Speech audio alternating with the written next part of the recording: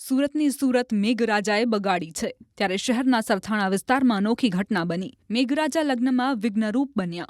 ઘટના જાણે એમ બની કે એક પરિવાર લગ્ન માટે સરથાણા આવ્યો હતો, પરંતુ આ દરમિયાન ધોધમાર વરસાદ વરસતા લગ્ન પ્રસંગમાં આવેલા તમામ લોકો ફસાઈ ગયા હતા। ચોતરફ પાણી અને વચ્ચે બેન્ક્વેટ હોલની સ્થિતિનું નિર્માણ થતા આખરે તમામ લોકોએ સ્થાનિક પોલીસની મદદ માંગી હતી। આખરે સ્થાનિક લોકો અને પોલીસની મદદથી વરવધુ અને તેમના પરિવારજનો તથા જાનમાં આવેલા તમામ સિનિયર સિટીઝનોનું રેસ્ક્યુ કરવામાં આવ્યું। છેલ્લા 2 દિવસથી વરસાદ વરસી રહ્યો હતો, જેને લઈને વરસાદના પાણી ભરાતા હતા અને આજથી સુરતના મધ્યમાંથી પસાર થતી ખાડી ઓવરફ્લો થઈ છે। દ્રશ્યો જોઈ શકાય છે સરથાણા વિસ્તારમાં આ ખાડી ઓવરફ્લો થતાં અહીંયા કેટલું પાણી છે કહી શકાય 5 ફૂટથી લઈ 10 ફૂટ સુધીનું પાણી છે। ત્યારે સરથાણા પોલીસ સ્ટેશનની બાજુમાં આવેલી આ એક હોટલ છે કે જ્યાં અહીંયા લગ્ન પ્રસંગ હતા। ચોક્કસ લગ્ન તો થઈ ગયા, પણ લગ્ન પ્રસંગ પત્યા બાદ અહીંયા પાણી ભરાઈ જતા વરરાજા અને તેના પરિવારના લોકોને અહીંયાથી અલગ અલગ રીતે કાઢવા પડ્યા। જે હોટલના સંચાલકો જ આપણી સાથે છે, સીધા વાત કરીએ। શું નામ આપનું? મારું નેમિશ વાજા।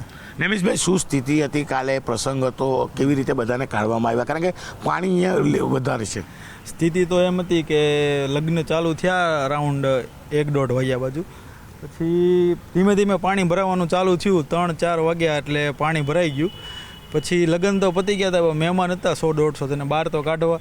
પછી બધા અહીંથી પાણીમાંથી પસાર થઈને બહાર નીકળ્યા। પોલીસ પ્રશાસન દ્વારા આવ્યા હતા, થોડાક માણસો એને બહાર કાઢ્યા। પછી ત્યાંથી ખટેરામાં એ લોકો ઘરે પહોંચ્યા।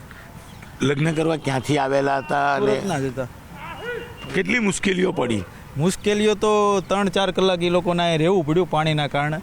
બધા મહેમાનો સિનિયર સિટીઝન હતા, છતાં પણ એ લોકો સિનિયર સિટીઝનને બધા એ લોકો હતા, એ લોકોને પછી આ પાણીમાંથી ને બહાર નીકળવું પડ્યું, બાકી કોઈ ઓપ્શન નહોતો। કાલે તો અહીંયા સુધીનું પાણી હતું, અહીંયા કમર સુધીનું। બિલકુલ કહી શકાય કે આ વિસ્તારમાં વરસાદી પાણી ગઈકાલે હું જ્યાં ઊભો છું ત્યાં કમર સુધીના હતા, એટલે કે અત્યારે મારા ઘૂંટણ સુધીનું પાણી ગઈકાલે કમર સુધીનું હતું, એ વરસાદી પાણી હતું અને આ ખાડીનું પાણી છે। અહીંયા લગ્ન પ્રસંગ પતી ગયા પછી 3 કલાક સુધી બેસવું પડ્યું અને કહી શકાય કે રેસ્ક્યુ ટીમ આવ્યા બાદ અહીંથી તમામ લોકોને કાઢવા પડ્યા। વરરાજા, વરવધુ અને તેમના પરિવારના સિનિયર સિટીઝનોને તમામ લોકોને અહીંથી રેસ્ક્યુ કરવાની વારી આવી હતી। કેમેરામેન જીગર ગુગલ સાથે કીર્તેશ પટેલ, ન્યૂઝ 18 ગુજરાતી, સુરત। મહત્વનું છે કે છેલ્લા 3 દિવસથી સુરતમાં મેઘરાજા અનરાધાર વરસી રહ્યા છે, જેને પગલે સુરતના અનેક વિસ્તારો પાણીમાં ગરકાવ થયા છે। અનેક સ્થળોએ ખાડીના પાણી પણ ફરી વળ્યા છે। જો કે આજે વરસાદ બંધ હોવાથી ધીમે ધીમે પાણી ઓસરવાની શરૂઆત થઈ હતી। પાટનગર, સુરત અને સુરતના હાલ છેલ્લા 3 દિવસથી બેહાલ છે। 2 દિવસ હવામાન વિભાગની આગાહી વચ્ચે પડેલા વરસાદને લઈ વરસાદી પાણી ભરાતા હતા, ત્યારે હવે સુરતના મધ્યમાંથી પસાર થતી ખાડીઓ ઓવરફ્લો થતાં એ પાણી સુરતના સરથાણા વિસ્તારમાં ભરેલા જોવા મળી રહ્યા છે। દ્રશ્ય જોઈ શકાય છે કે કયા પ્રકારે આ પાણીની સ્થિતિ છે। જ્યાં જુઓ ત્યાં માત્ર પાણી જ પાણી છે।